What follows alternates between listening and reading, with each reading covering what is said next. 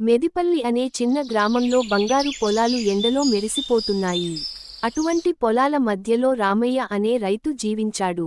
అతని మనసులో ఎన్నో జ్ఞాపకాలు, కలలు నిగూఢంగా ఉండేవి. రామయ్య, వయస్సు 60, తండ్రి నుండి పొలాన్ని వారసత్వంగా పొందాడు. తన అజ్జమ్మ మాటలు అతనికి ఇంకా గుర్తుంటాయి. ప్రతిరోజు తెల్లవారజాము 4 గంటలకే లేచి, తన ఎద్దుల బండి మీద పొలాలకు బయలుదేరేవాడు. ఒక సంవత్సరం, వానలు రాలేదు. నేల బద్దలయింది. పొలాలు ఎండిపోయాయి. అప్పులు పెరిగిపోయాయి.